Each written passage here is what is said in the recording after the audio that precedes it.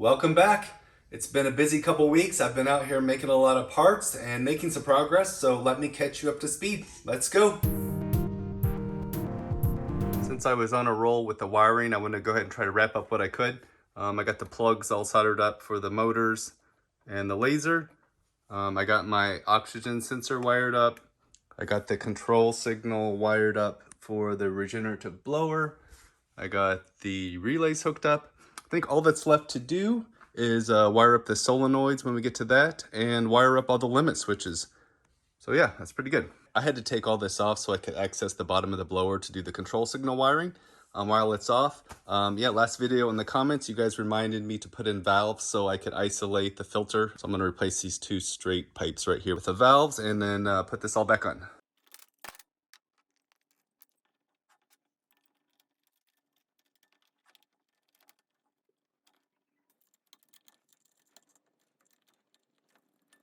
I got all that reinstalled and now we have a couple shut-off valves there if we need to isolate the filter.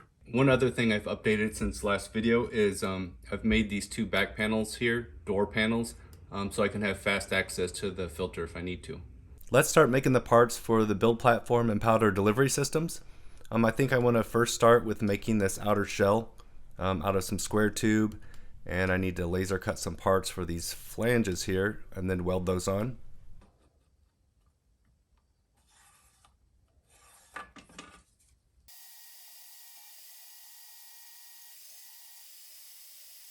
I got both of those cut a little shorter. I think now they might just fit in my CNC mill so I can clean them up and square off the edges.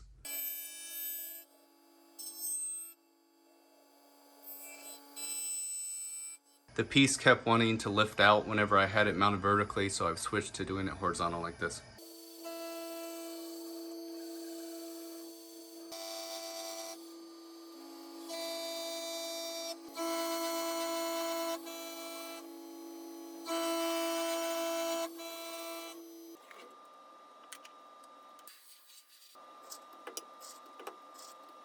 Both of those are cut down to size. I think ideally you would use square tube with rounded corners or either round tube so you can get a better O-ring seal. But I was having trouble finding any in this size with rounded corners. And for the round tube, I wasn't really sure how I do the work holding for machining with my setup. So thus we're going with square tube and we'll see how good of a seal we can get. Next, I need to cut out the flanges for these. I have some 3mm aluminum sheet here. And I think we're gonna have to do it on my CNC router because it's just a little bit too thick for my fiber laser cutter, I believe. I got the cam all set up. We're gonna do two at a time. I guess we're gonna do a change of plans and try the laser. I'm using the same feeds and speeds I've used many times successfully. I've broken 2 bits now and it is just gumming up and pushing its way through there until it breaks. So yeah, let's try the laser. I've never tried cutting out 1/8" aluminum on this machine. I tried it on my old machine with the Raycus laser source. This new machine has a Max Photonics laser source. So yeah, before we try actually cutting out the part, I'm going to try cutting out a test circle here and see how it does.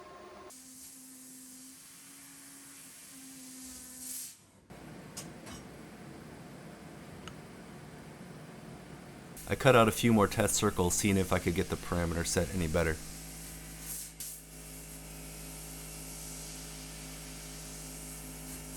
I did a few test cuts and it's cutting out just fine. It's leaving a little bit of a burr. This thickness of aluminum is about the max of what my laser source can do. So I don't think we can really get rid of that burr. I don't quite have enough air pressure, but I think it's workable. We can just file those edges slightly to clean that up. So let's cut out a real part.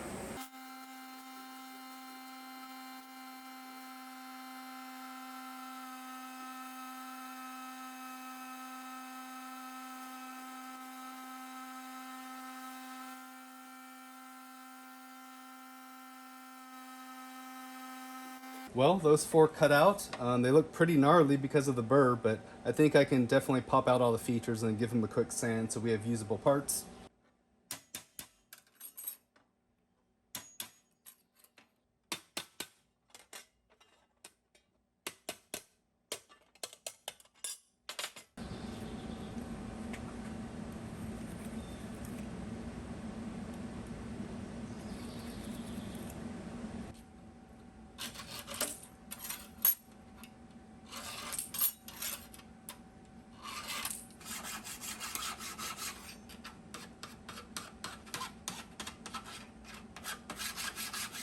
I've got them all cleaned up and they look about as good as you would expect, like complete garbage.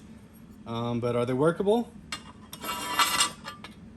No, because I forgot to add any clearance to this inside dimension. So now I'm gonna have to just slightly file that down so I can get them to slide on here.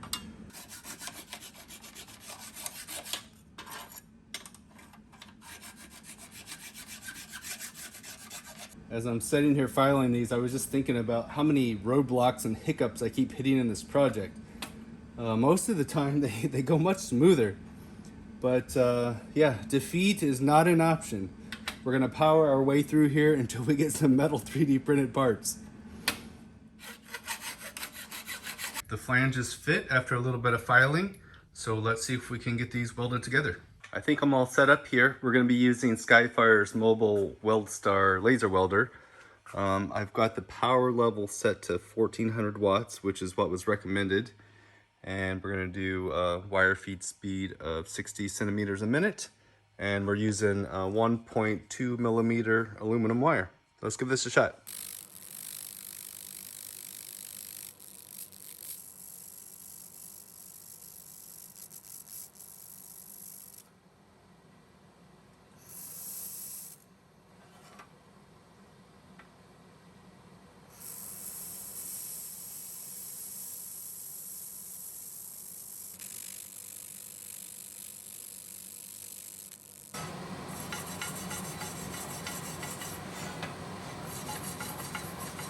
They're welded.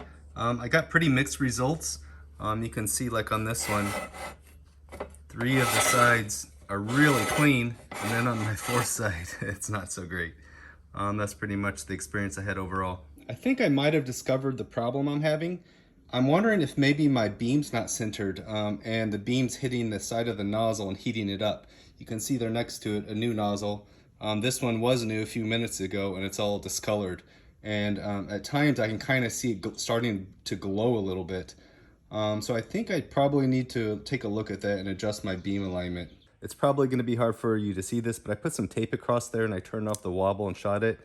And yeah, I can see that the beam is not in the center. So I suspect it's probably wobbling and hitting the side of the nozzle and heating it up. Also, I took a look at the protective window and I can see there's a couple spots on there. So let me get that replaced and see if I can get the beam centered, and we'll try this again. It's still kind of hard to tell, but with the red dot on, you can kind of see how the beam's not in the center. So I'm gonna try to adjust that now. I made some adjustments here and it looks like the beam's centered now. If I can show you, it's got a 3 millimeter wobble and it's definitely not hitting the edge now. So let's try this again. So I just took a Dremel tool and cleaned up all these bumpy spots. I want to make sure this is an airtight seal, and you can see there's some little holes right here. So I think now I'm going to go back around with another pass with no filler wire and just see if I can smooth that out and fill up those holes.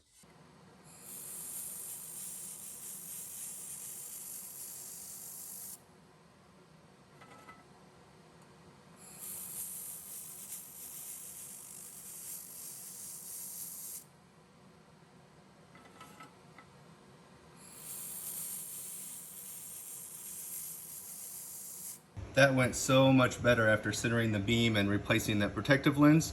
You can see my nozzle still looks like a new nozzle now. Yeah, I went around and filled in any of the tiny holes, so I think we're airtight now. Let's move on.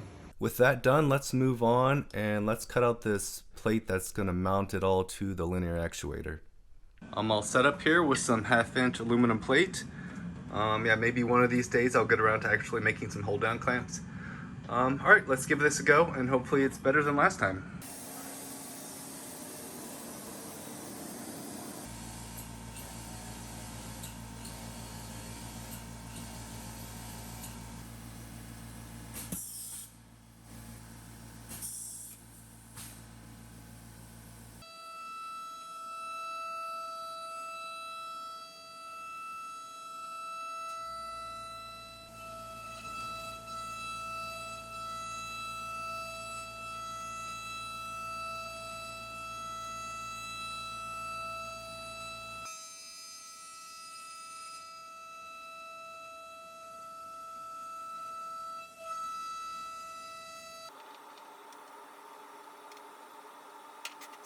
Those both came out fine, so now we need to tap some M5 holes around the perimeter.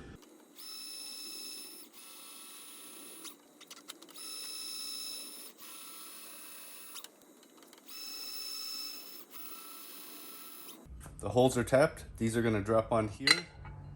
Like so. These will attach to the linear actuators. But before I do that, I need to laser cut some gaskets. I've got this black nitrile rubber sheet. It's 1mm thick. And I did a test cut on the CO2 laser, and it cut out beautifully. It smells horrible though.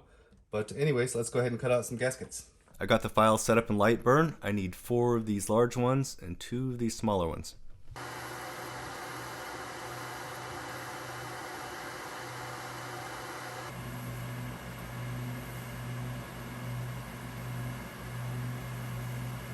I got all the gaskets cut out. They should sit right on here. And hopefully provide a good seal when I tighten these down. I think it's going to be easier to assemble the plunger part on the linear actuator before we put these on. But I might go ahead and test fit one of them just to see how it works.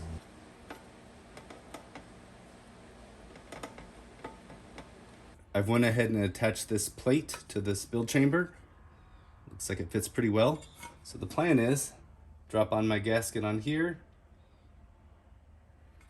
It should slide right over that ring, and then I can bolt it on from the inside.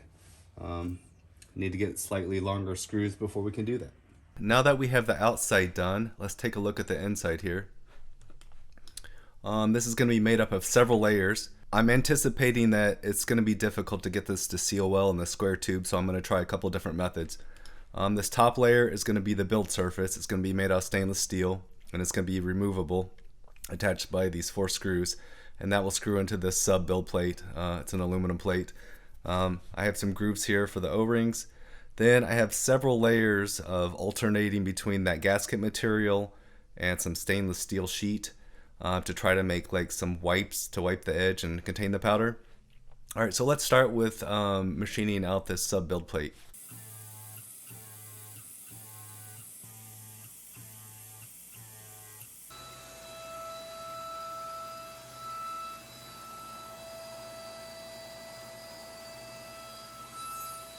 I'm trying to do a bit of multitasking and cutting out these gaskets on the laser while the other parts are being machined.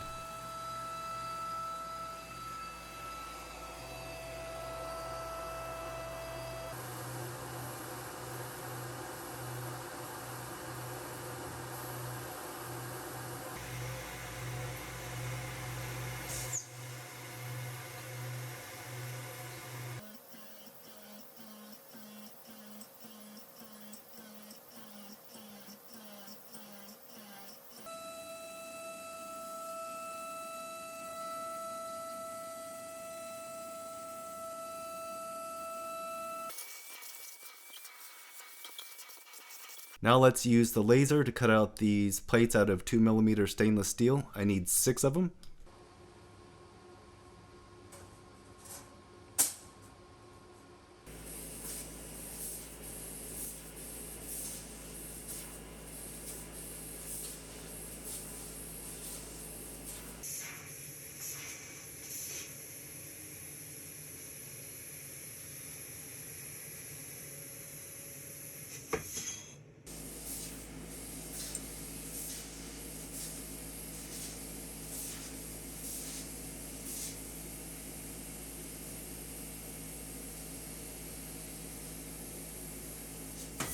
All these parts are done. I've got my 2 sub build plates. Actually, I'll put them upside down here. And then all these laser cut plates and these gaskets. The gasket is 1mm larger than this build plate and the same size as the square tube. I don't know how any of this is going to work. This is just kind of my fail safe, hoping to contain the powder. Basically, I was going to stick 3 gaskets between 3 plates. That'll all be mounted on there. But what I think I want to do now is cut a couple grooves to test O-rings in this piece. I have this O-ring kit with various sizes and glue, and I was going to try to cut them at a 45 degree and make like a square O-ring. to go in that. So I don't know how well this is going to work, but I'm going to try it. If it doesn't work, at least we'll have these, I don't know what you will call them, like whites kind of, to help contain the powder, hopefully. So yeah, let me cut some slots in here and we can try to make some square O-rings. I set up the cam file to just do one side of the slotting operation. I'm going to try to fit 2 O-rings on here. And on the mill, I set up an end stop, so I'm just going to use the probe to find this upper corner right here once, and then hopefully I can just rotate the piece around and then drop in the next piece and do all 8 sides.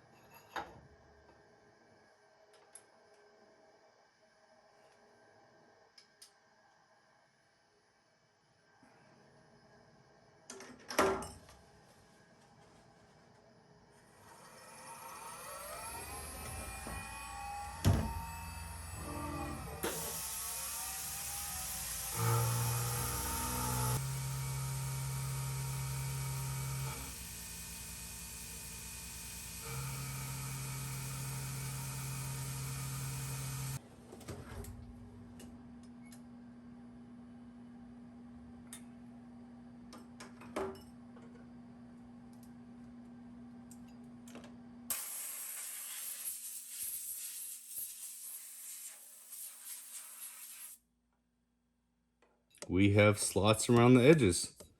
So let's see if we can make some square O-rings.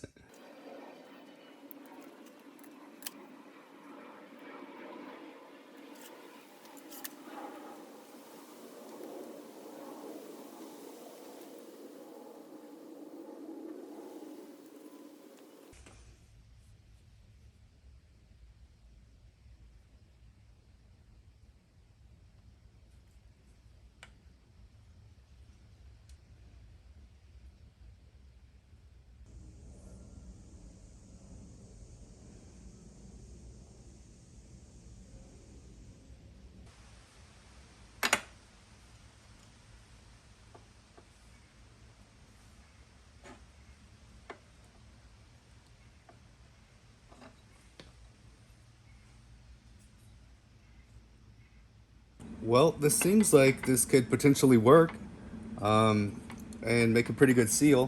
What I'm noticing though is it's actually a little bit too big. I think I didn't quite take enough off my slots. So what I'm gonna have to do is put these back in the mill and take off maybe 0.1 millimeter all the way around. And we'll try this again and see if I can get this to fit in here.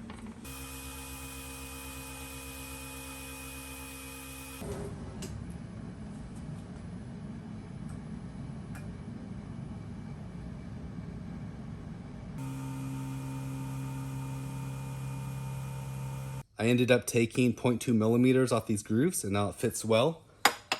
You can see I've got one of them inserted in here. And it actually, yeah, it seems like it's gonna seal pretty well. But now I have a new dilemma. Typically, in an O-ring application like this, I would lubricate these walls with grease or something so the O-ring can slide, but I don't want to do that because the metal powder will stick to it. So maybe you smarter people can tell me, is there a different material than nitrile or something that I should be using for the O-rings? That way they can slide without lubrication, because I'm not really sure what to do here in this case.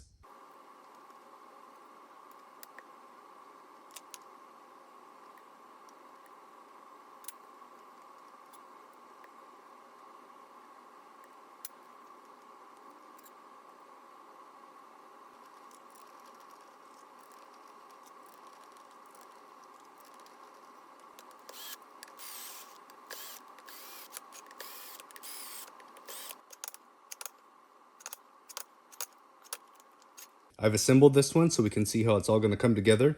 You can see I have the 3 layers of flaps and I have the 2 O-rings. I don't think I'm going to move forward with this until I get your guys' feedback because you always give great advice and suggestions. But yeah, that's kind of what I was imagining. So over at the machine, these should drop right on these cylinders. And then I'll screw them down with these 4 screws. And yeah, it should move it up and down inside the chamber. I've removed both the O-rings, and these flaps actually turned out much better than I was expecting, and they seem to fit quite well.